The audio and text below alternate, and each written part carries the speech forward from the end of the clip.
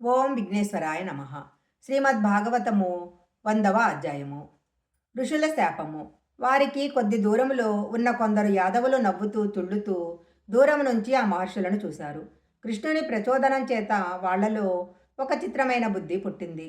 సాంబుడికి చీరగట్టి ఆడదానిలా అలంకరించి కడుపు ఎత్తుగా కనపడేటట్లు చేసి వీళ్ళు ఏ పాటి పరిజ్ఞానంతో చెప్తారు చూద్దామని అతడిని ఆ మహర్షుల దగ్గరకు తీసుకొచ్చారు.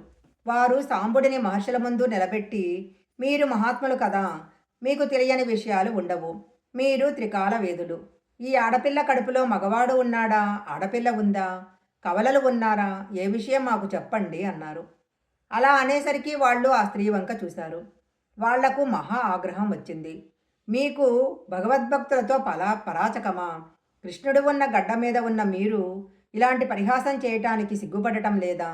ఏ కృష్ణ భగవానుడు బ్రాహ్మణులను చూడగానే భక్తితో సేవిస్తారో, వాళ్ళ కాళ్ళు కడిగి నీళ్లు తల మీద పోసుకుంటాడో, అలాంటి కృష్ణుడితో కలిసి ఉన్న మీకు ఇంతటి దుస్సాహసమా, మాతో పరిహాసమా అని వాళ్ళు కొడుకు కాదు, కూతురు కాదు. క్షణం ఆలస్యం లేకుండా ఆమె కడుపు నుంచి ముసలం ఒకటి పుడుతుంది. ఆరోకలి మీ అందరి తీట తీర్చేస్తుంది. దానితో మీ యాదవ కులం నశిస్తుంది అని చెప్పారు. పరిహాసం చేస్తున్న వారికి భయం వేసింది. అలా అన్నారేమిటని సాంబుడికి చీర విప్పారు. ఆ చీరలో నుంచి కడుపు దగ్గర నుంచి ఒక పెద్ద ఇనుప రోకలి కింద పడింది. వాళ్లకు భయం వేసి ఆ రోకలి తీసుకుని పరుగు పరుగున కృష్ణ పరమాత్మ దగ్గరకు వెళ్ళి, మేం తెలియక మహర్షులతో పరిహాసం ఆడాము. వారు శపించారు. ఈ రోకలి పుట్టింది. ఇప్పుడు మమ్మల్ని ఏం చేయమంటావు అని అడిగారు. అప్పుడు కృష్ణ పరమాత్మ, ఈ మధ్య దుర్నిమిత్తలు కనపడుతున్నాయి. ఇవి యాదవకుల నాశనానికి సూచిస్తున్నాయి. మీ అందరూ ఆ ఇనుప ముసలంతో మరణిస్తారు కాబట్టి దీనిని తీసుకుని సముద్రపు ఒడ్డుకు వెళ్ళండి. అక్కడ ఒక పెద్ద శిఖరం ఉంది. ఆ శిఖరం మీద ఇనుప ముసలమును అరగదీసి దీనిని సముద్రంలో కలిపేయండి అని చెప్పాడు.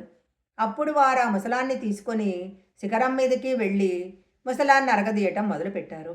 అది కరిగి కరిగి నల్లని తెట్టు కారుతుంది. ఆ తెట్టు తీసుకెళ్లి సముద్రంలో కలిపేశారు. అరగదీయగా అరగదీయగా చివరకు చిన్న ఇనుప ముళ్ళుకు ఒకటి మిగిలింది. ఆ ములుకు వల్ల ప్రమాదమేమీ లేదని భావించి ఆ ములుకును సముద్రంలో విసిరేశారు. ఆ ములుకును ఒక చేప మింగింది. ఒక బోయవాడు పక్షులు దొరక్క చేపలు పట్టుకునేందుకు సముద్రం దగ్గరికి వచ్చాడు. వాడి వలలో ఈ చేప పడింది. వాడు ఇంటికి వెళ్ళి ఆ చేపను కోశాడు. దాని కడుపులో నుంచి ఇనుప ముళ్ళు పడింది.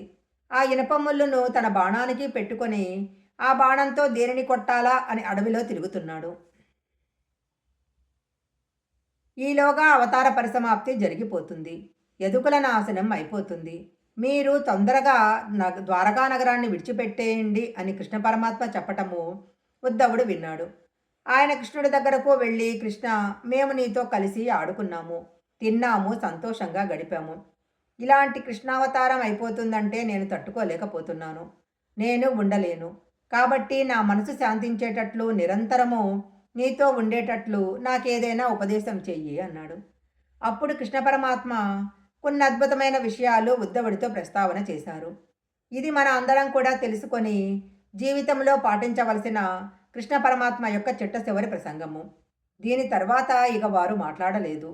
ఇది లోకాన్ని ఉద్ధరించటానికి ఉద్ధవుడిని అడ్డుపెట్టి చెప్పారు. ఉద్ధవ, నేటికి 7వ రాత్రి కలియుగ ప్రవేశం జరుగుతుంది. 7వ రాత్రి లోపల ద్వారకా పట్టణము సముద్రం ముంచేస్తుంది. సముద్ర గర్భంలోకి ద్వారక వెళ్ళిపోతుంది. ద్వారకలో ఉన్న వారందరూ మరణిస్తారు. తరువాత కలియుగం ప్రవేశిస్తుంది.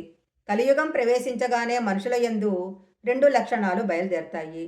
1 అపారమైన కోరికలు, 2 విపరీతమైన కోపము. ఎవరూ కూడా తన తప్పు తాను తెలుసుకునే ప్రయత్నం చెయ్యడు. ప్రతివారికి కోపమే, ప్రతివాడికి కోర్కెలే. కోర్కెల చేత, అపారమైన కోపం చేత తమ ఆయుర్దాయాన్ని వారే తగ్గించుకుంటారు.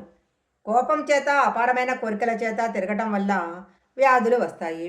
వీళ్లకు వ్యాధుల పాట మీరింది. వీళ్ళ ఆయుర్దాయమును వీరు తగ్గించేసుకుంటారు. కలియుగంలో ఉండే మనుషులకు రాను రాను వేదం ప్రమాణం కాదు.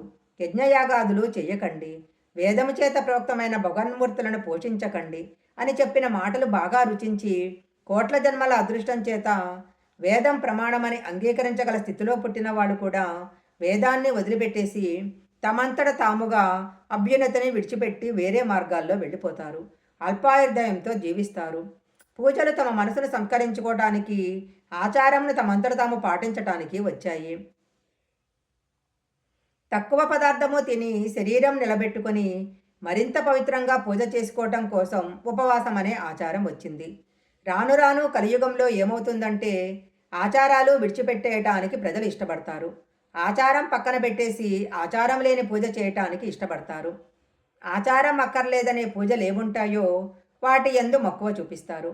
వాటి వలన ప్రమాదం కొని తెచ్చుకుంటున్నామని తెలుసుకోరు. అంతర్శుద్ధి ఉండదు. చిత్తశుద్ధి ఏర్పడదు. ఆచారాన్ని సంప్రదాయాన్ని విడిచిపెట్టి పూజల యందు ఎక్కువ మక్కువ చూపించి తిరగటం మొదలు పెడతారు. మంచి ఆచారాలు మనసును సంస్కరిస్తాయి.